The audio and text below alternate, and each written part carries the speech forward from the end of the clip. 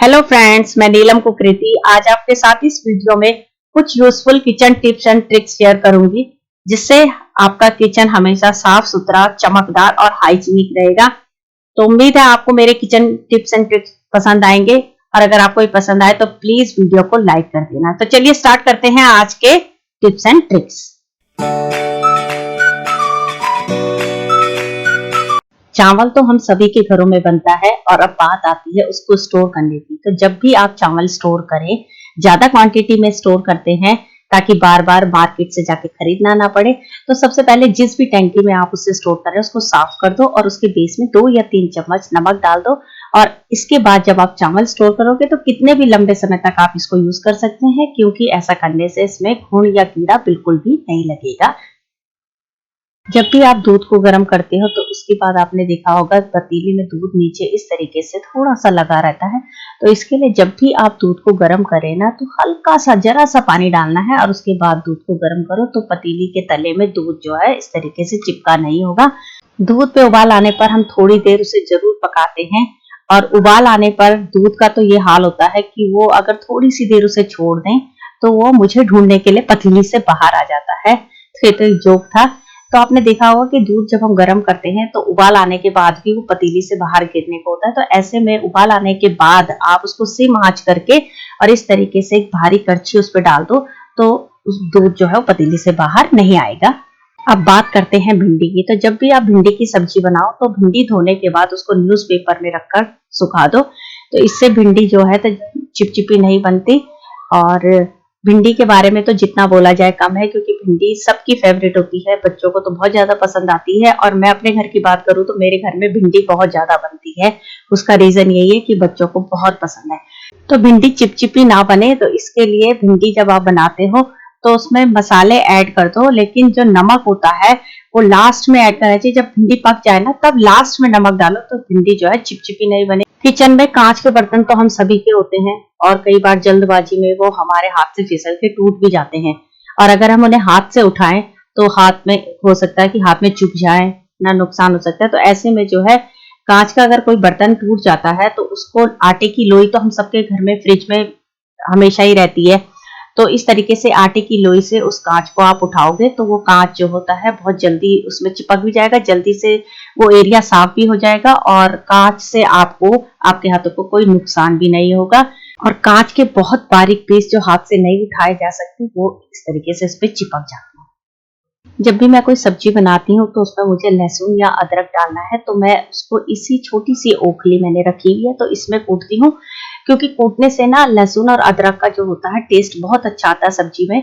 और ये तो थी बात टेस्ट की, लेकिन जब हम इसको यूज करते हैं ना तो उसके बाद इस छोटी सी ओखली को धो जरूर देना चाहिए, क्योंकि यदि अगर हम इसे धोए बिना ही रख देंगे तो इसमें जो है जो हमने अदरक या लहसुन काटा तो उसकी स्मेल रह सकती है। और इस छोटी सी ओखली का हम बहुत यूज करते हैं जब हम चाय बनाते हैं तो इलायची भी हम इसी में कूटते हैं, तो उस चीज की स्मेल दूसरे खाने में ना आए इसके लिए जब भी आप इसको यूज करो तो इसको धो देना चाहिए। धोने के बाद इसको जब ये सूख जाए ना तो इसको अपने मतलब पास में ही गैस के पास ही रखो ताकि जब हमें इसकी जरूरत हो तो ढूंढना ना पड़े। तो मैं इसी तरीके से जो ओखली है और इसकी जो ये स्टिक है दोनों को एक साथ इस तरीके से रख देती हूँ ताकि ये इधर उधर ना हो और जल्दबाजी में जब बहुत ज्यादा जल्दी कामों की रहती है तो ये मुझे इजीली मिल जाए। जब भी हम दाल या सब्जी बनाते हैं तो उसमें टमाटर जरूर डालते हैं। तो टमाटर को जो है मैं इस तरीके से छोटा सा मैंने ये कद्दूकस रखा हुआ है तो इस तरीके से टमाटर को ना कद्दूकस करके डाल देती हूँ। वैसे तो इसके लिए चॉपर भी यूज करते हैं पर चॉपर निकालना उसमें मुझे बड़ा झंझट लगता है और इलेक्ट्रिसिटी भी वेस्ट होगी, तो बजाय उसको यूज करके हम इस तरीके से इसको यूज कर सकते हैं। सर्दी का मौसम तो चला गया है पर आपने भी सर्दी के मौसम का एक फायदा उठाया होगा, क्योंकि उस समय मटर वगैरह जो है वो हम सब स्टोर करके रख देते हैं और अब हमको जब भी जरूरत होती है फटाफट से या घर में कोई सब्जी नहीं है तो हमको जब कुछ समझ में नहीं आ रहा था क्या बनाए तो हम मटर से रिलेटेड कोई भी सब्जी बना सकते हैं। तो ये भी मेरे फ्रोजन मटर हैं रखे हुए, तो इनमें ना हल्की सी जो है वो आइस भी जमी होती है क्योंकि ये फ्रीजरी में स्टोर करके रखे हुए हैं। तो जब भी इन्हें बनाती हूँ तो इनको बाहर निकालो और इनको ना थोड़ी देर जो है वो पानी के साथ कटोरी में भिगो के रख दो तो इससे इनकी बर्फ गल जाएगी और फिर आप इसको सब्जी में किसी भी सब्जी में यूज करके बना सकते हो। भाई जब किचन में हम काम करेंगे तो बर्तन तो होंगे और बर्तनों का ढेर भी लगेगा और धोने भी हमें ही होंगे। तो ऐसे में जब कुछ बर्तन ऐसे होते हैं जो बहुत ही ज्यादा गंदे नहीं होते और साथ के साथ जब भी आप खाना बनाओ तो थोड़े थोड़े उनको धोते रहना चाहिए।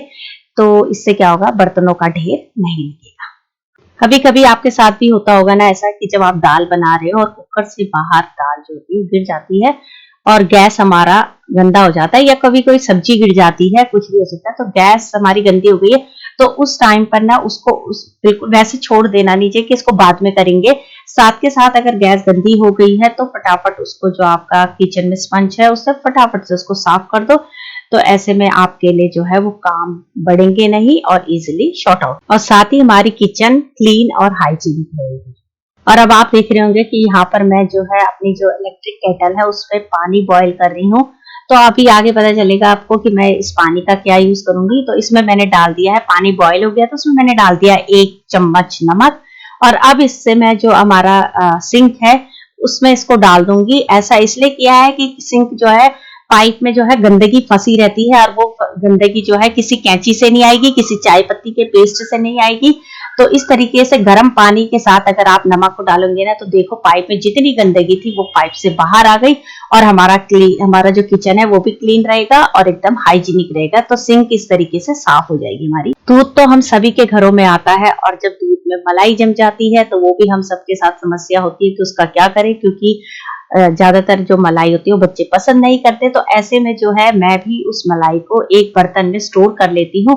और यहाँ पे कुछ मलाई जमा हो गई थी तो अब इस मलाई से मैं मक्खन बनाऊंगी और मक्खन से बनेगा घी। तो मैंने पहले फ्रिज से मलाई को निकाल के रख दिया था ताकि वो रूम टेम्परेचर में सेट हो जाए, और उसके बाद मैं बिल्कुल चिल्ड वाटर का यूज करती हूँ। तो ये पानी मैंने फ्रिजरी में रख दिया था, तो बहुत ठंडा पानी है। ऐसा मैंने इसलिए किया क्योंकि इससे इजीली बहुत जल्दी से मक्खन बहुत जल्दी से निकल जाता है। और आज मैंने पता चॉपर का यूज किया था, क्योंकि ना वैसे तो मिक्सी में मैं इसको बनाती हूँ बट आज मुझे मिक्सी निकालने में पता नहीं क्यों आलस आ रहा था। बहुत तामझाम मुझे लग रहा था कि मिक्सी को साफ करना पड़ेगा बहुत ज्यादा, है ना।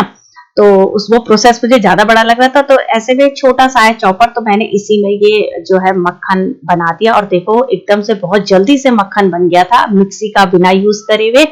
तो कभी कभी ना इस तरीके के हैक जो होते हैं ना लाइफ को बहुत इजीली बना देते हैं। और मक्खन निकालने के बाद ना तो उसको गैस पे रखने से पहले इस जो मक्खन है इसको अच्छे से धो देना चाहिए ताकि हमारे घी में बिल्कुल भी स्मेल नहीं आए। तो बस यहाँ पे मैंने ये मक्खन जो है क्लीन कर दिया था बहुत अच्छे से।